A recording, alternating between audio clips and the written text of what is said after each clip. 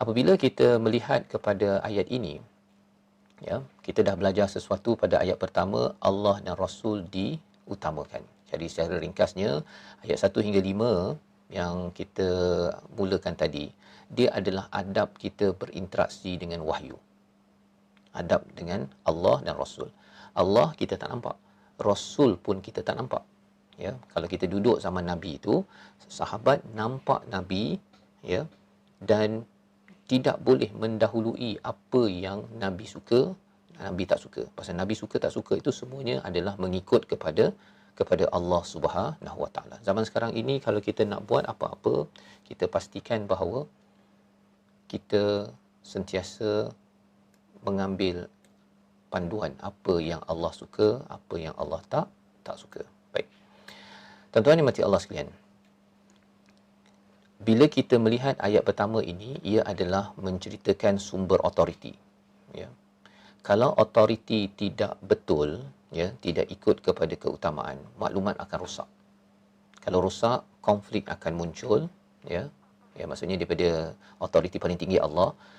Kalau rosak autoriti ini, kita tak letakkan Allah dan Rasul paling tinggi, maklumat rosak, bergaduh akan berlaku, maruah akan dijatuhkan, identiti manusia akan rosak juga. Ya, maksudnya dia akan menjadi sebab untuk ego, untuk taksub, dan akhirnya iman hanyalah sebagai lip service sahaja. Orang Islam kata saya ni beriman, orang beriman pun cakap beriman, tetapi rupa-rupanya untuk membuktikan keimanan, salah satu perkara penting dalam masyarakat ialah menjaga wahyu. Ya. Jangan mendahului Allah di dalam kehidupan, jangan mendahului Rasul dalam kehidupan. Jadi ini adalah dia punya gambaran keseluruhan bagi surah ini. Baik. Kita mulakan dengan ayat pertama, ya, ayat pertama, dan insya-Allah nanti bila dengan Ustaz Husaini nanti kita akan baca ayat pertama hingga ayat kelima menceritakan tentang apa? Adab sebelum kita bersuara. Perkara ini penting. Ya, perkara ini penting kerana kalau tidak dijaga, ia akan mengganggu kepada maklumat yang akan sampai. Baik, kita teruskan dengan ayat yang kedua. Auzubillahi minasyaitonirrajim. يا أيها الذين آمنوا لا ترفعوا أصواتكم فوق صوت النبي ولا تجهروا له بالقول كجهر بعضكم لبعض أن تحبط أعمالكم وأنتم لا تشعرون.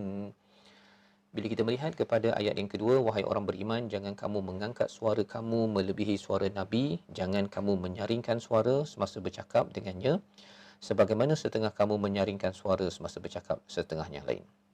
Larangan ini supaya amal kamu tidak hapus. Ya. Tadi Allah dan Rasul pada ayat pertama, pada ayat yang kedua ni spesifik kepada Rasul. Sahabat, bila bersama dengan Rasul, ada orang-orang yang memanggil Nabi daripada belakang pintu ataupun daripada luar rumah. Dipanggil Muhammad, macam tu saja kan.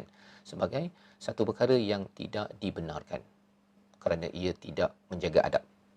Adakah ini untuk Nabi sahaja? Spesifik memang untuk Nabi. Tetapi adab ini adalah adab kepada autoriti. Nabi ini sebagai Rasul, cikgu, pemimpin, ya. Sama pada zaman ini, kalau kita isteri panggil suami, ya, ataupun anak panggil mak, ataupun adabnya ialah jangan kita meninggikan suara. Jangan meninggikan suara. Pasal bila kita meninggikan suara, ya betul ada masa kita panggil kerana orang tu jauh. Tetapi kalau orang itu dekat tapi dikuatkan suara, ditinggikan suara, itu adalah sebagai satu perkara yang tidak beradab. Kalau pada Nabi itu, dia menyebabkan tahbata a'malukum, hancur amal kebaikan, ya. Dan orang yang innalladzina yaghudduna aswatahum 'inda rasulillah ulaika alladzina imtahana Allahu qulubahum littaqwa lahum maghfiratun wa ajrun 'azim. Orang yang merendahkan suaranya semasa mereka berada di sisi Rasulullah, Merekalah orang yang telah dibersihkan Allah hati mereka untuk bertakwa, mereka beroleh keampunan.